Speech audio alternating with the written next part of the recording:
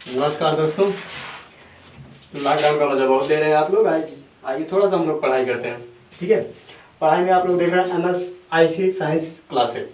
ये आपकी online classes चल रही हैं। ढंग से पढ़िए, घर पे बैठिए, एंजॉय कीजिए, कोई दिक्कत नहीं है, लेकिन साथ साथ पढ़ाई कीजिए। शुरू करते हैं हम लोग आज। इसमें सबसे पहले हम देखते हैं विज्ञान क्या होता है। What is the science. ये विज्ञान की परिभाषा क्या होती है। सामान्य रूप से अभी आप लोगों ने छोटी छोटी बातों में पढ़ा होगा। छोटी क्लासों में आपने पढ़ा है कि जो विज्ञान होता है, विज्ञान की छोटी सी परिभाषा, सुव्यवस्थित क्रमबद्ध ज्ञान को विज्ञान कहते हैं। लेकिन आज थोड़ा सा हम इस परिभाषा को बदलते हैं, दूसरे लैंग्वेज में पढ़ते हैं। यहाँ पे हम क्या कह सकते हैं, किसी भी विषय के तथ्यात्मक ज्ञान को ही हम क्या कहते हैं, विज्ञान कहते हैं। क्योंकि विज्ञान हमारा एक ऐसा टॉपिक होता है, साइंस आपका एक ऐसा टॉपिक होता है जिसमें बहुत सारे तथ्य छुपे होते हैं। आप किसी भी चीज का अध्ययन शुरू करते हो, उसमें हम करते करते उस पर रिसर्च करते हैं, क्या होता है क्या नहीं होता है, कैसे हुआ क्यों हुआ। ये सारी बातें आप जिस शाखा के अंतर्गत पढ़ते हो, स्टडी की जिस शाखा के अंतर्गत पढ़ते हो, उसी को हम विज्ञान कहते हैं। आप किसी दूसरे सब्जेक्ट में आप पढ़ना चाहते हो, हिंदी हो गया, हिंदी में अगर आप पढ़ना चाहते हो तो पढ़ने में अगर आपने किसी भी लेखक का जीवन परिचय अगर पढ़ लिया तो आप उसमें ये नहीं कह सकते कि ये क्यों हुआ। लेकिन विज्ञान में कोई भी आप टॉपिक पढ़ रहे हो, उसमें केवल एक चीज आप कहते हो, क्यों कैसे। अगर क्यों और कैसे लगा दिए तो सीधी सीधी भाषा में हमारा विज्ञान तैयार होता है। तो विज्ञान की जो साइंस की परिभाषा होती है, साइंस की सीधी सीधी परिभाषा कह सकते हैं, किसी भी विषय के तथ्यात्मक ज्ञान को ही हम क्या कहते हैं, विज्ञान कहते हैं। या किसी भी विषय के तथ्यात्मक अध्ययन को ही हम विज्ञान कहते हैं। अब विज्ञान की शाखाएं कितनी होती हैं आप लोग जानते हो। ब्रांचेज आपकी यहाँ पे होती हैं 3 शाखाएं। पहली शाखा होती है भौतिक विज्ञान। इस विज्ञान को भौतिक विज्ञान, जिसको इंग्लिश में हम लोग कहते हैं फिजिक्स। दूसरी शाखा होती है रसायन विज्ञान की, रसायन विज्ञान, जिसे हम लोग कहते हैं केमिस्ट्री। तीसरी शाखा हमारी होती है जीव विज्ञान, जिसे हम लोग कहते हैं बायोलॉजी। लेकिन आज हमको जिस शाखा का अध्ययन करना है, इंडिविजुअली जिस शाखा को हम पढ़ेंगे, वो हमारा होता है फिजिक्स, यानी भौतिक विज्ञान। देखो, भौतिक विज्ञान इन तीनों विज्ञान से थोड़ा सा अलग होता है। क्यों? क्योंकि इसमें आपको मैथमेटिकल पोर्शन भी मिल जाएगा, थ्योरी भी मिल जाएगी। लेकिन यहाँ पे जो होता है जीव विज्ञान, आप जानते हो, सिंपल सी बात है, जीव विज्ञान में हम पढ़ते क्या है, जीवों का अध्ययन करते हैं। किसी भी जंतु या फिर पेड़ पौधों के बारे में जिस विज्ञान की शाखा में हम अध्ययन करते हैं, वो हमारा होता है जीव विज्ञान।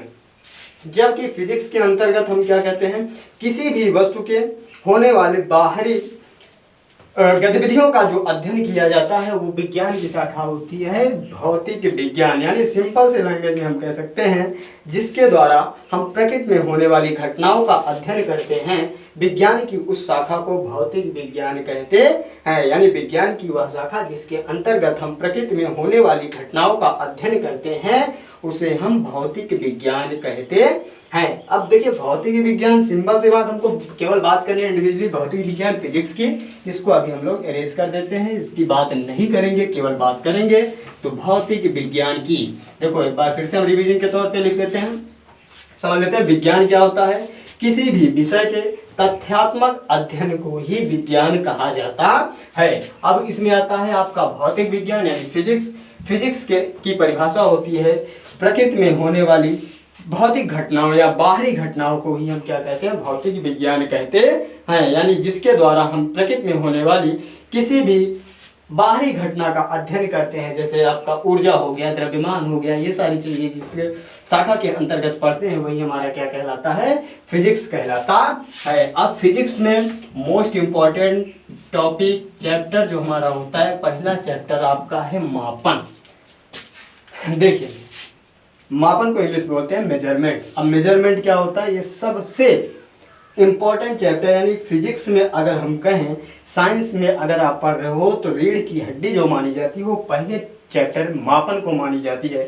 बहुत हम लोग पढ़ लेते हैं, सारा आप लोग पढ़ लिए, सब कुछ थ्योरी पढ़ लिए, लेकिन अगर ये पहला चैप्टर आपका क्लियर नहीं है तो आप समझ लो एक तरह से रेत के ढेर पर खड़े हो। रेत का ढेर जब कभी भी अगर हल्का सा भी धक्का लगा तो आप सीधे नीचे चले जाओगे। बहुत पढ़ लिए, मान लीजिए हम पूरा आपको पढ़ा दें अभी, न्यूटन का नियम क्या होता है, गॉस की प्रमेय क्या होती है, ओम का नियम क्या होता है, सारी कुछ फ्लेमिंग का नियम क्या होता है, सब कुछ पढ़ा दें। लेकिन अगर आप मापन पहला चैप्टर आपका क्लियर नहीं है तो आप लोग ये समझ लो कि केवल थ्योरी बेस पे आप फिजिक्स को नहीं सीख सकते हो। एग्जाम्पल के लिए अगर हम बल की परिभाषा ले लेते हैं तो बल के लिए हम लिखते हैं, बल का सूत्र होता है द्रव्यमान गुणे त्वरण।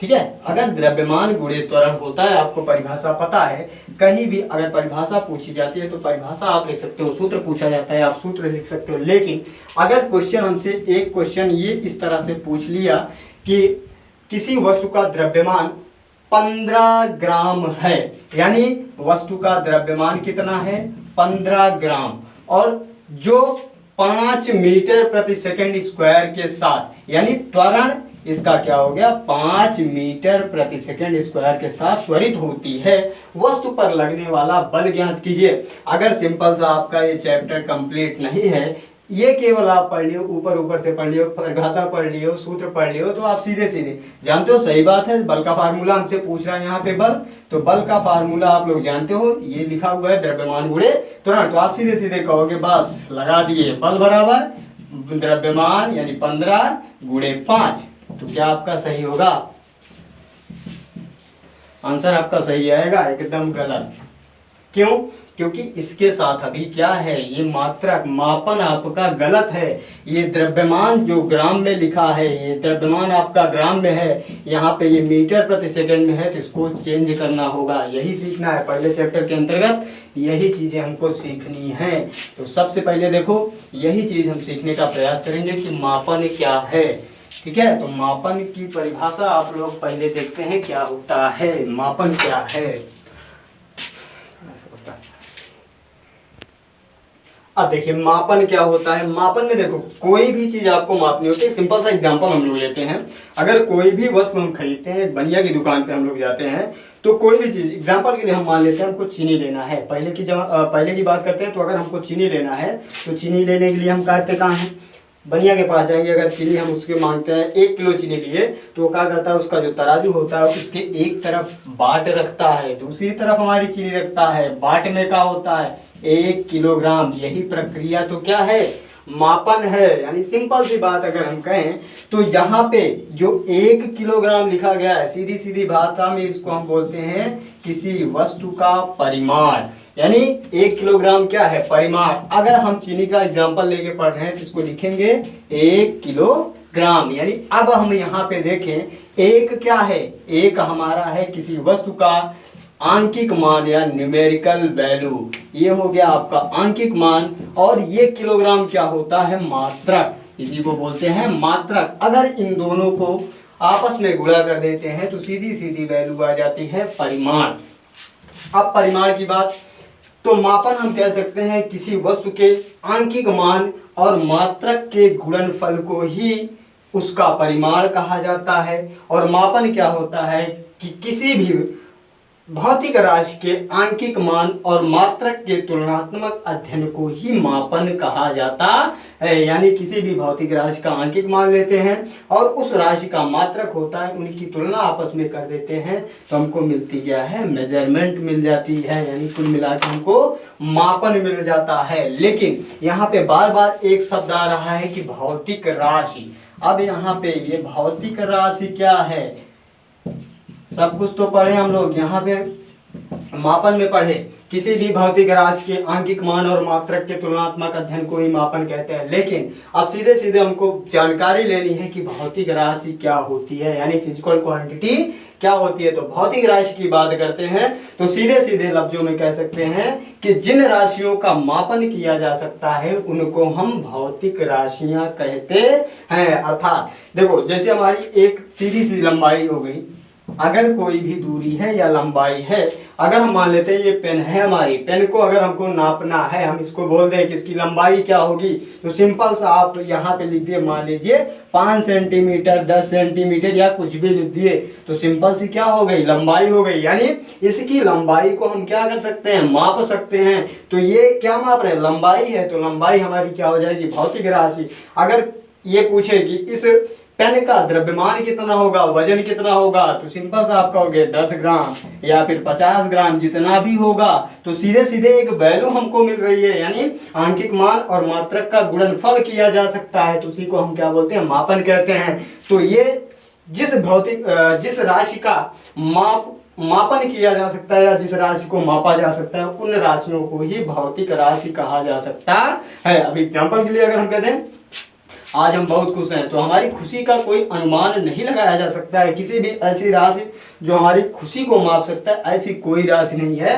तो हमारी जो खुशी होगी, यानी हमारी जो हैप्पीनेस होगी, या फिर हम कहें बहुत दुखी हैं, हमारा जो दुख होगा, ये कोई भौतिक राशि नहीं है। भौतिक राशि क्या है, लंबाई है, द्रव्यमान है, जिसका हम सिंपल सा मापन कर रहे हैं, वही हमारा क्या है, भौतिक राशियां होती हैं। ठीक है, अब कोई दिक्कत नहीं। आप देखो यहाँ पे हम लोग पढ़ते हैं कि ये कला हम लोग सीखे कैसे। सिंपल सी अभी 2 ही टॉपिक हम लोग सीखे हैं, आप लोग के सामने वो चीज़ लिख दे रहे हैं, कौन कौन सी चीज़ अभी पढ़े हैं।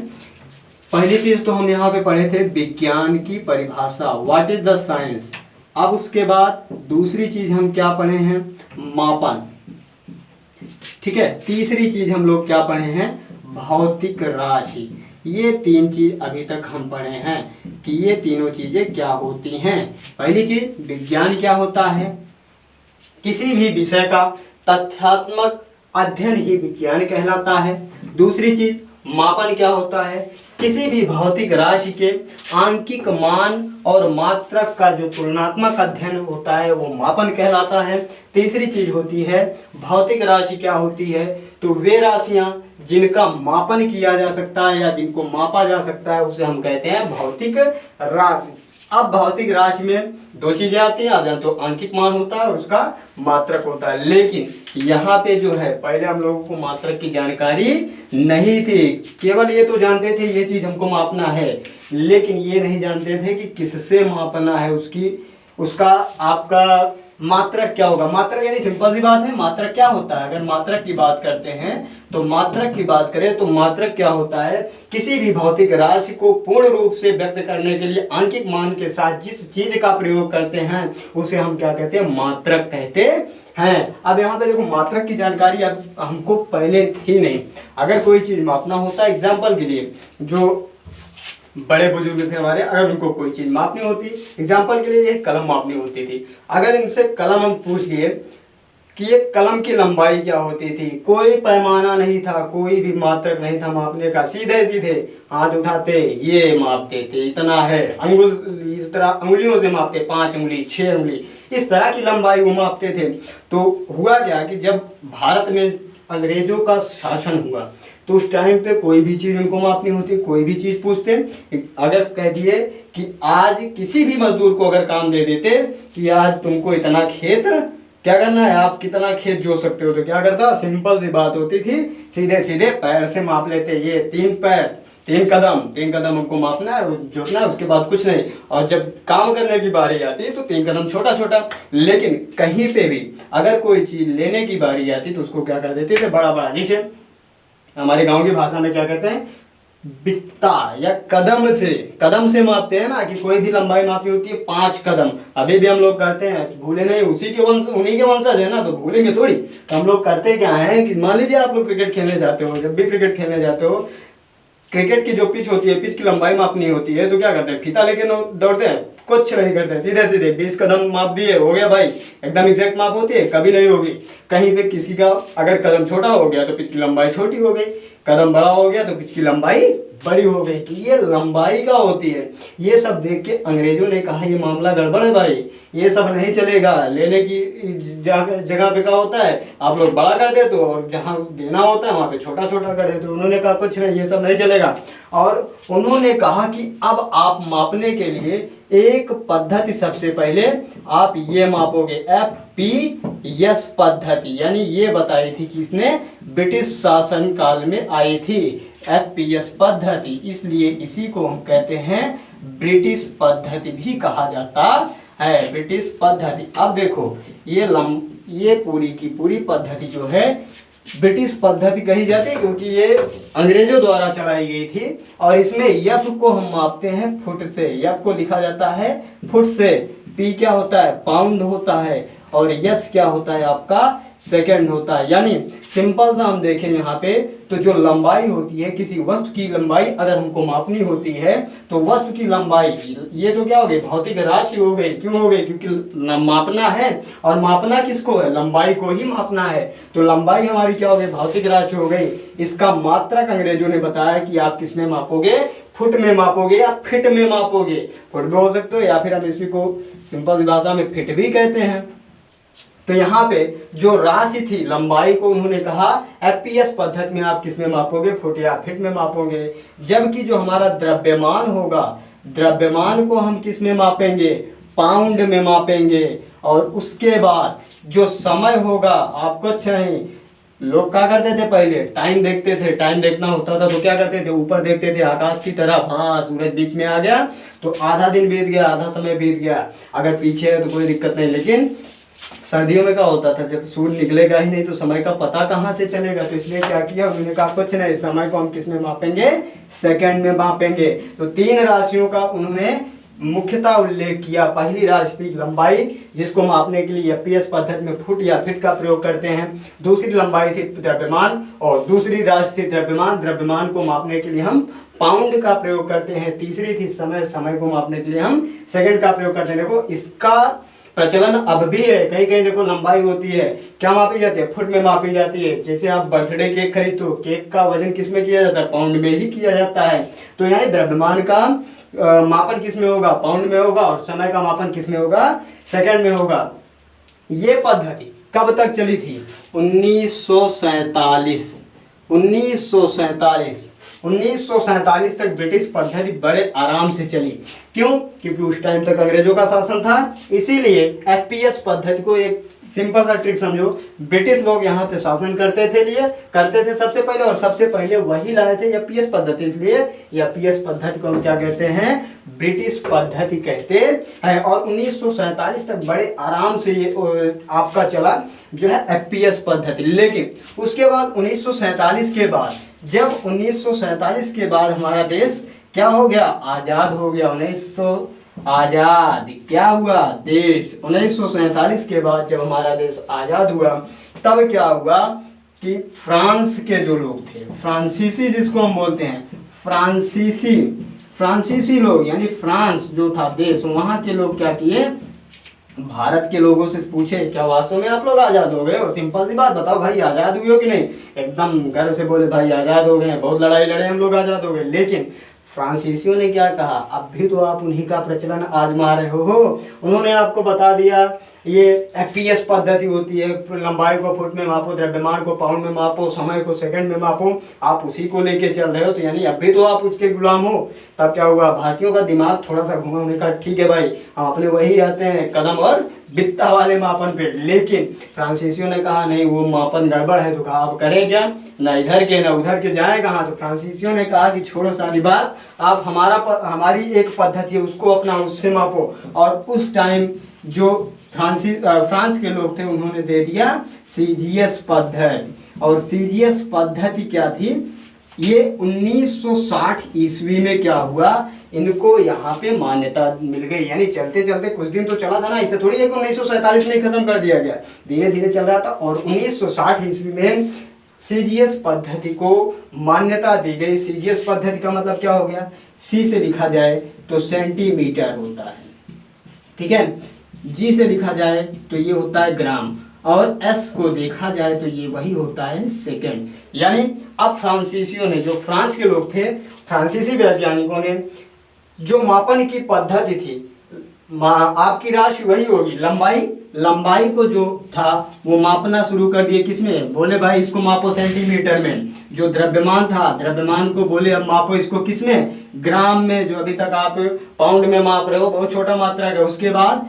सेकंड का कोई तोड़ नहीं निकाल पाया, समय का कोई तोड़ नहीं निकल पाया, और समय को उन्होंने सीधे सीधे कहा भाई जो चल रहा है चलने दो सेकंड में। क्योंकि ये फ्रांस के लोग और ब्रिटिश लोग कट्टर विरोधी थे, 7 साल तक इनका युद्ध चला था, तो एक दूसरे की बात कैसे बर्दाश्त करते। इन्होंने इसकी बात को थोड़ा सा हटाया और 1960 ईस्वी में भारत में आ गई सीजीएस पद्धति। सबसे पहले देखो जो मापन की पद्धति थी, अंग्रेजों के समय में कौन सी पद्धति आई, एफपीएस पद्धति, जिसके कारण इस पद्धति का नाम ब्रिटिश पद्धति कहा गया।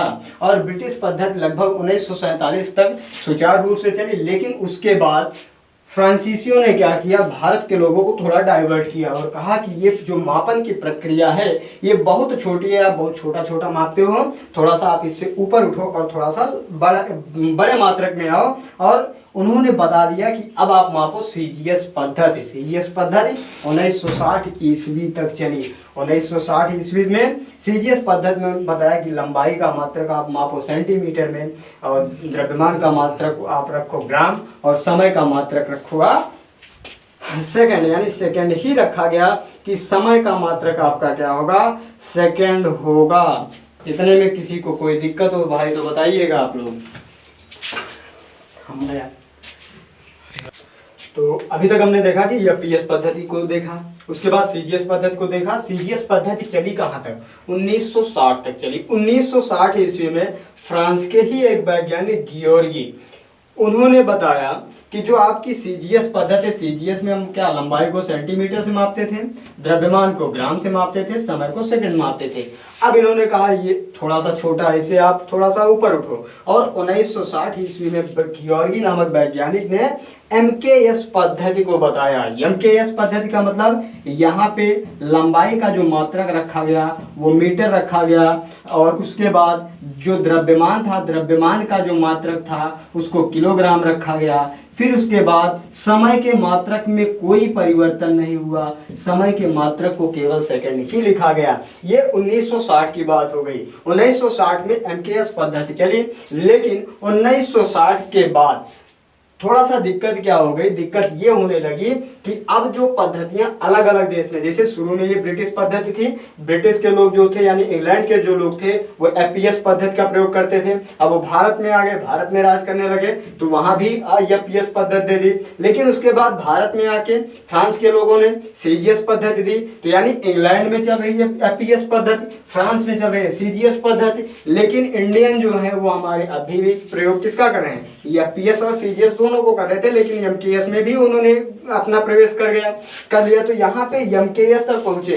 अब क्या हो गया कि जैसे आप मान लीजिए इंग्लैंड का व्यक्ति अगर भारत में आता है या भारत का व्यक्ति इंग्लैंड में जाता है, तो इंडियन जो है अपनी पद्धति एमकेएस में दे रहा है, लेकिन इंग्लैंड वाला एफपीएस में चल रहा है, तो दोनों का कॉम्बिनेशन नहीं बन रहा था।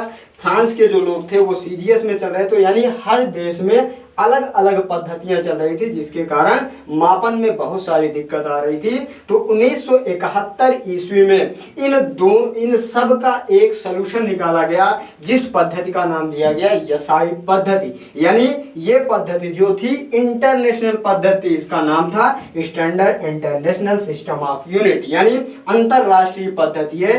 विश्व के किसी भी देश में आप जाते हो, अगर यसाई पद्धति का आप प्रयोग करते हो, तो जो मात्रक यसाई पद्धति में लंबाई का होगा वो इंडिया में भी चलेगा, फ्रांस में भी चलेगा, इंग्लैंड में भी चलेगा, यूरोप के किसी भी देश में आप जाते हो हर जगह पे क्या होगा, वही पद्धति होगी। तो यसाई पद्धति को जो मान्यता मिली वो 1971 में मिली, और इस यसाई पद्धति के अंतर्गत, यानी एक तरह से यसाई पद्धति एमकेएस पद्धति का ही रूप थी, और उसमें भी लंबाई का मात्रक जो था वो मीटर को रखा गया, द्रव्यमान का मात्रक किलोग्राम, और समय का मात्रक सेकंड में रखा गया।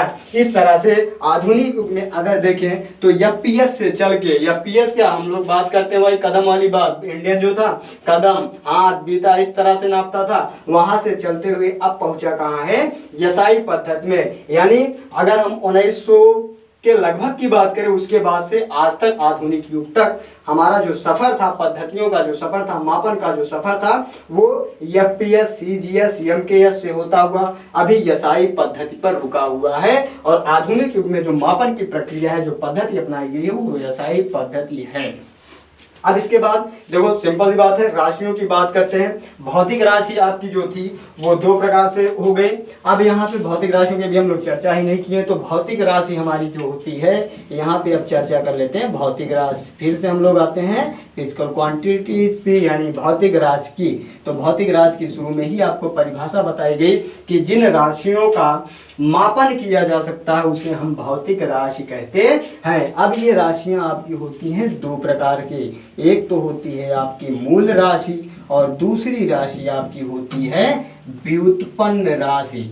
यहाँ पे पहली राशि आपकी कौन सी हो गई, मूल राशि, और दूसरी राशि कौन सी होगी, व्युत्पन्न राशि। अब देखो मूल राशि क्या है, मूल राशि सिंपल सी बात करें, अगर एक सीधी सीधी बात करें तो वो समस्त राशियां जो बिना सूत्र के निकाली जा सकती हैं, बिना किसी सूत्र के निकाली जा सकती हैं, या किसी सूत्र पर आधारित नहीं होती हैं, उन सभी राशियों को मूल राशियां कहते हैं। या फिर हम सीधे सीधे कह सकते हैं कि वो समस्त राशियां जो पूर्ण रूप से स्वतंत्र होती हैं, उनको हम मूल राशियां कहते हैं। जैसे अभी हमको लंबाई निकालना है तो हम सीधे सीधे कहें पेन की लंबाई कितना होगी, तो कोई फार्मूला नहीं लगेगा कि यहाँ पे हम क्या करें, लंबाई बराबर क्या होता है, ये क्या होता है। समय निकालना है, हम आपसे कहते हैं कि आप कितना घंटा पढ़ते हो, तो ये थोड़ी कहोगे कि हम सर सूत्र लगा रहे हैं कि आप 2 पन्ना पढ़ाए हो तो 1 घंटा हो गया, 3 पन्ना पढ़ाओगे तो 4 घंटा हो जाएगा। इस तरह का कोई नहीं, मूल बना, हम जल्दी जल्दी में पढ़ा दिए।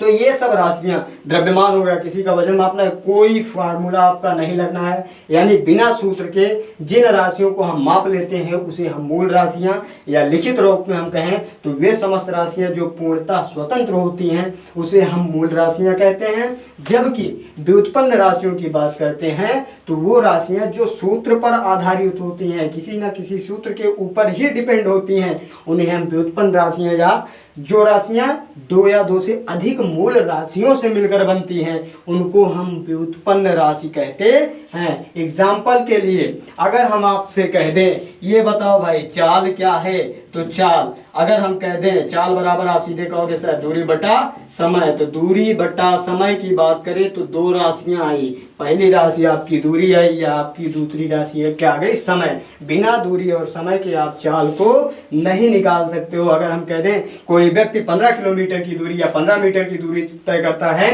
तो उसकी स्पीड क्या होगी, कुछ नहीं जवाब आएगा, आंसर आपका आएगा क्वेश्चन गलत है। क्यों गलत है, क्योंकि केवल एक राशि दी गई है दूरी, और दूरी है तो दूरी से चाल नहीं निकल सकती, तो चाल निकालने के लिए एक से अधिक राशियों की आवश्यकता होगी, हम कहें दूरी बटा समय जैसे फार्मूले की आवश्यकता होगी। तो इस प्रकार की राशियों को हम व्युत्पन्न राशियां कहते हैं। जबकि जो राशियां पूर्णतः स्वतंत्र होती हैं या किसी सूत्र पर आधारित होती हैं उन राशियों को हम कहते हैं मूल राशि। इसी प्रकार से जितनी राशियां होती हैं उनके उतने मात्रक होते हैं। अगर हम कहें मूल राशि है तो ये इसका होगा क्या, मूल मात्रक भी होगा, जितनी राशियां उतने मात्रक। तो मूल मात्रक का भी वही फार्मूला हम लोग यूज करते हैं कि वे मात्रक जो पूर्णतः स्वतंत्र होते हैं उनको मूल मात्रक, जबकि वे मात्रक जो 2 या 2 से अधिक मात्रकों से मिलकर बने होते हैं उनको हम बोलते हैं व्युत्पन्न मात्रक।